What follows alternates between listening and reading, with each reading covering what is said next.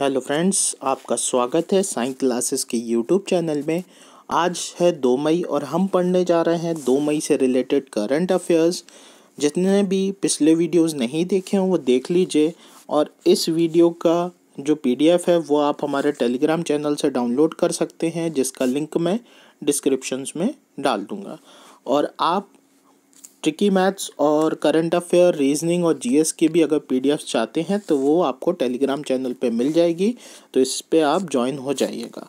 आज का session start करता हूँ और पहला पॉइंट लेता हूँ। आई होप आप कॉपी पेन के साथ तैयार हों। पहला पॉइंट है, अंतर्राष्ट्रीय श्रमिक दिवस कब मनाया जाता है? तो यह 1 मई को मनाया जाता है। अब बात आती है अंतर्राष्ट्रीय श्रमिक दिवस की, तो सबसे पहला क्वेश्चन आता है कि कब स्टार्ट हुआ? तो ये 1886 से मनाना शुरू हुआ था। दूसरी चीज़, भारत में यह 1923 से मनाना चालू किया गया।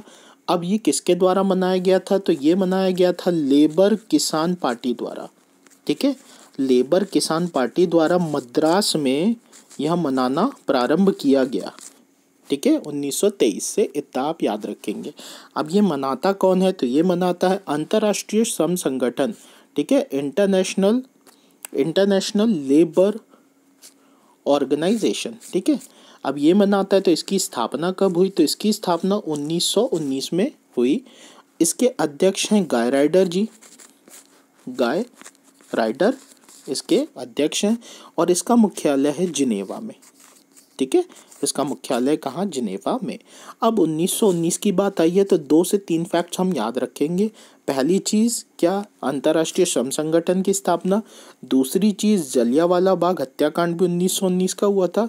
तीसरी चीज़, भारतीय अंतरिक्ष के जनक विक्रम साराभाई का जन्म भी 1919 में ही हुआ था।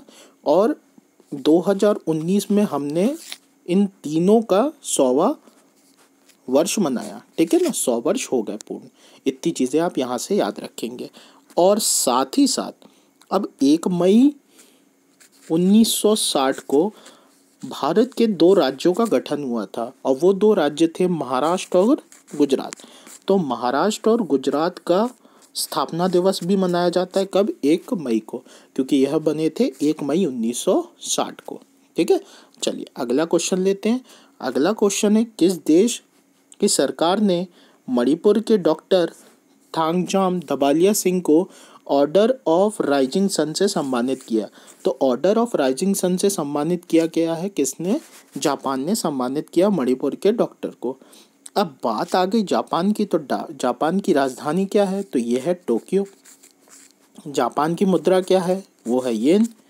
और जापान के पीएम कौन है? तो वो है शिंजो अबे। ठीक है, शिंजो अबे यहाँ के पीएम है। और यहाँ से आप एक फैक्ट और याद रखेंगे कि 2020 में ओलंपिक होने थे टोक्यो में, परंतु यह क्या कर दिए गए?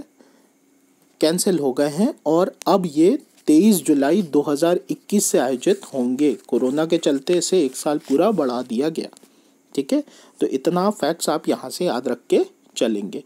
चलिए अगली बात करते हैं। अगली बात है, हाल ही में शिखा शर्मा को किस कंपनी का सलाहकार नियुक्त किया गया? तो शिखा शर्मा जी को गूगल पे का सलाहकार नियुक्त किया गया है। अब बात आई शिखा शर्मा जी की, तो ये भी याद रखिएगा, यह एक्सिस बैंक की पूर्व सीईओ भी रही हैं।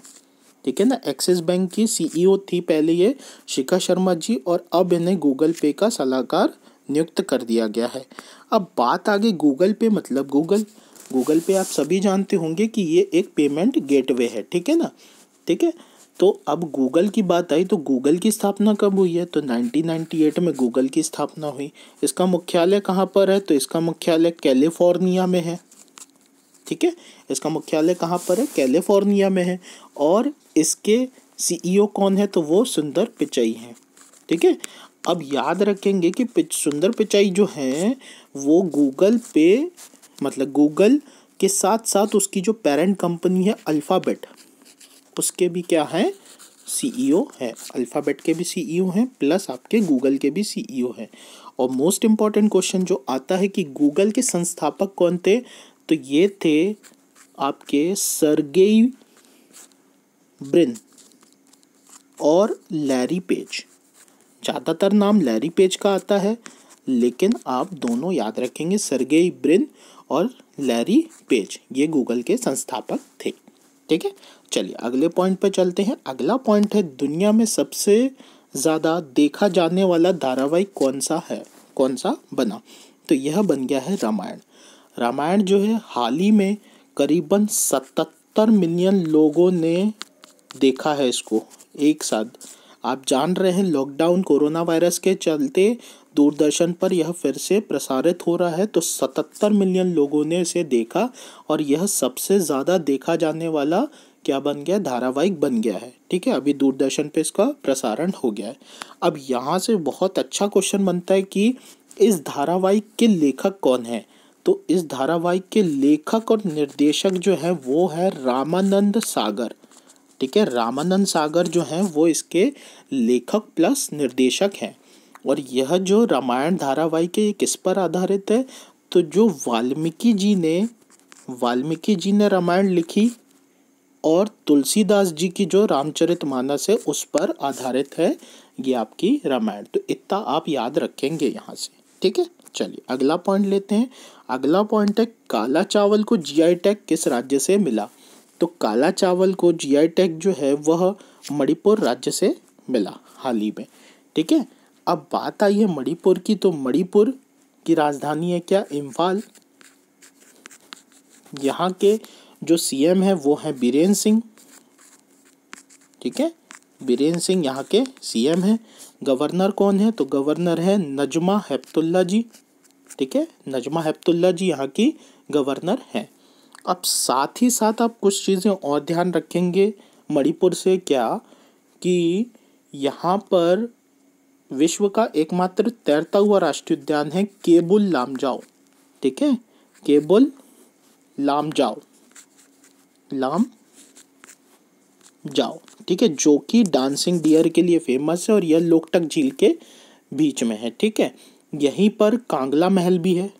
ठीक है, मणिपुर में कांगला महल भी है, प्रसिद्ध है कांगला महल। और शिरुई, ठीक है, शिरुई नेशनल पार्क भी यहीं पर है। ठीक है, इतनी चीज़ें यहाँ से याद रखेंगे। और काला चावल के साथ साथ जो टेराकोटा होता है जो कि मूर्ति बनाने में काम आता है, टेराकोटा को भी जीआई टैग मिला है, लेकिन ये कहाँ से मिला है? इसको गोरखपुर से। ठीक है, गोरखपुर से जो है टेराकोटा को जीआई टैग प्राप्त हुआ है और काला चावल को कहाँ से मिला है? मणिपुर से मिला है। तो इतनी चीज़ें आप याद रखेंगे। ठीक है, चलिए अगली बात लेते हैं। अगली बात है, किस राज्य के राज्यपाल ने चुनाव आयोग को चुनाव कराने के लिए पत्र लिखा? तो इसका सही उत्तर है महाराष्ट्र। बिल्कुल ध्यान से सुनिएगा। एक्चुअल में अभी जो महाराष्ट्र की विधान परिषद है, ठीक है ना, इसकी 9 सीटें खाली चल रही हैं अभी। तो जो महाराष्ट्र के राज्यपाल हैं कौन? आपके भगत सिंह कोश्यारी जी। इनने चुनाव आयोग को बोला है कि ये 9 सीटों के लिए जल्द से जल्द चुनाव कराए। ठीक है, लेकिन कोरोना के चलते चुनाव तो हो नहीं सकता। ठीक है ना। और सबसे बड़ी चीज़ ये है कि जो अभी उद्धव ठाकरे जी हैं जो कि महाराष्ट्र के सीएम हैं, ठीक है ना, ये जो है ना ही विधान परिषद के सदस्य हैं, ठीक है, और ना ही विधानसभा के, क्योंकि महाराष्ट्र में दोनों है, विधान परिषद भी है और विधानसभा भी है। ना इसके सदस्य हैं और ना इसके हैं, विधान परिषद के भी नहीं और विधानसभा के भी नहीं है। और हमारा जो संविधान है उसका अनुच्छेद नंबर 164(4) ये बोलता है कि अगर कोई भी व्यक्ति मंत्री बना है तो वो 6 माह के अंदर सदस्य बन जाए विधानसभा का या विधान परिषद का। ठीक है, 6 माह के अंदर बन जाए। ये कौन बोलता है? 164(4).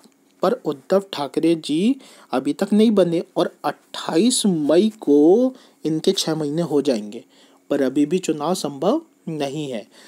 अब बात आती है कि चुनाव होगा कैसे। अब ये आगे निर्णय लिया जाएगा किसके द्वारा? चुनाव आयोग द्वारा।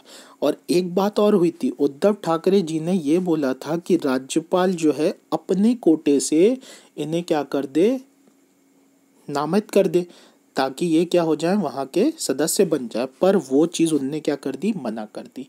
तो इतना पूरा आप याद रखेंगे। सबसे इम्पोर्टेंट है 164 का 4, ये क्या बोलता है, 6 माह के अंदर कोई भी मंत्री विधानसभा या विधान परिषद का क्या बने, सदस्य बने।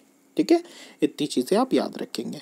अब बात आई है मुंबई की, तो महाराष्ट्र की, तो महाराष्ट्र की राजधानी हो गई क्या, मुंबई, हाँ कि नहीं। और यहाँ के सीएम, अब भी बात किया अपन ने, उद्धव ठाकरे जी हैं।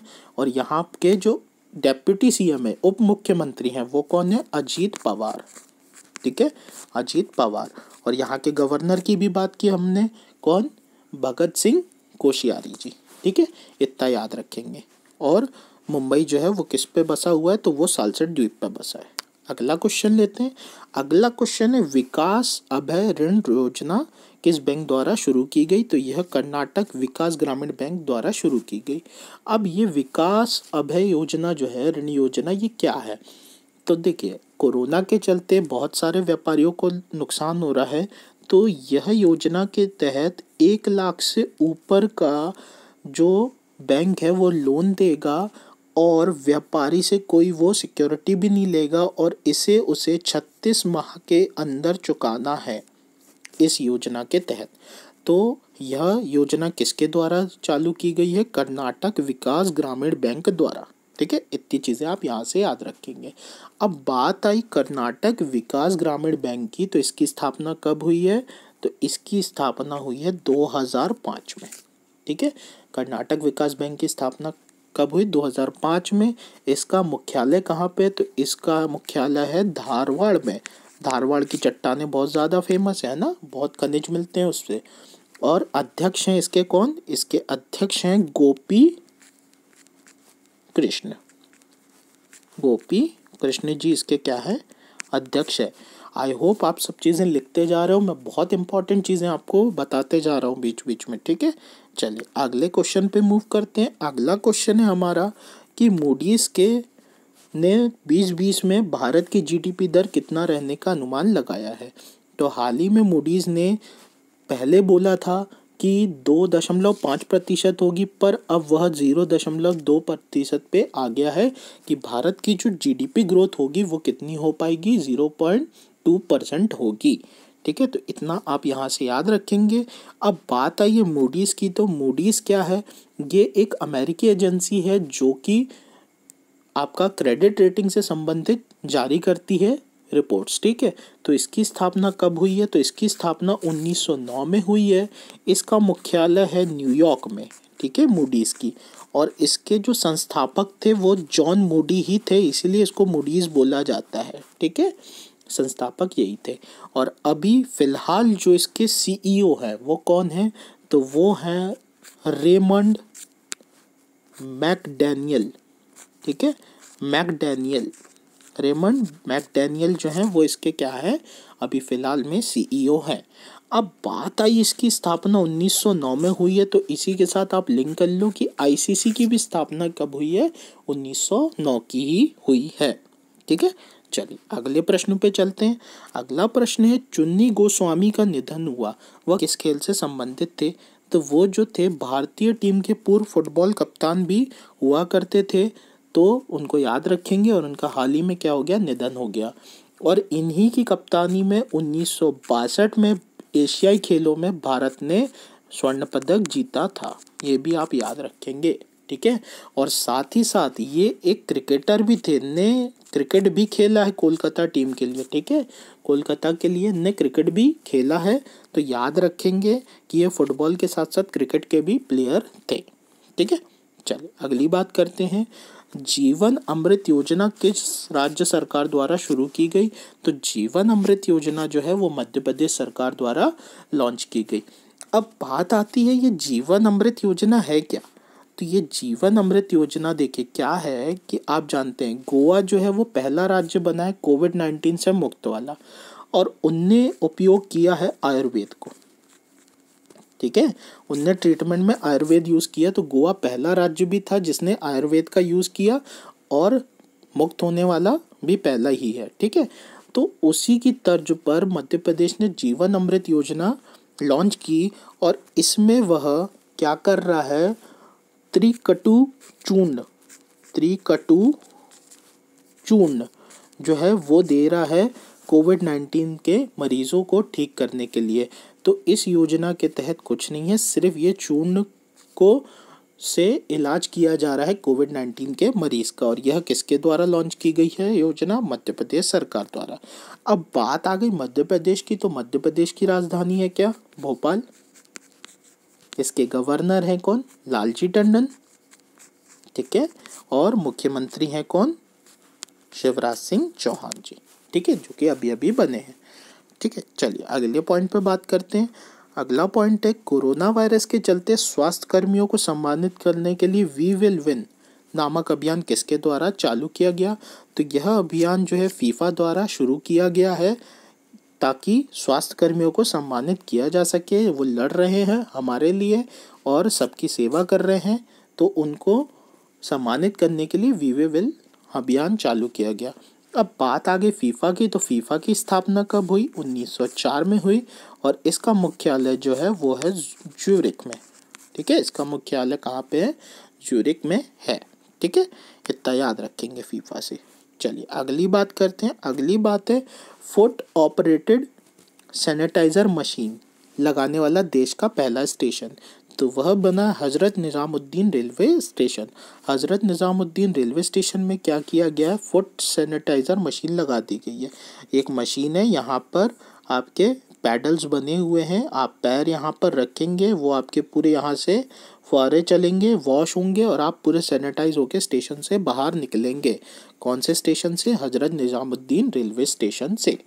तो इतना था करंट अफेयर हमारा 2 मई का। और अगर आपको ये करंट अफेयर पसंद आया हो तो आप मेरे चैनल को फॉलो करें और टेलीग्राम में ज्वाइन होएं ताकि आपके आने वाले एग्ज़ाम्स इजीली क्रैक हो सकें। अच्छे से पढ़िए, टाइम मिल रहा है आपको तो बिल्कुल पढ़ते जाइए और क्रैक करिए अपने एग्ज़ाम्स को। Thank you, have a great day.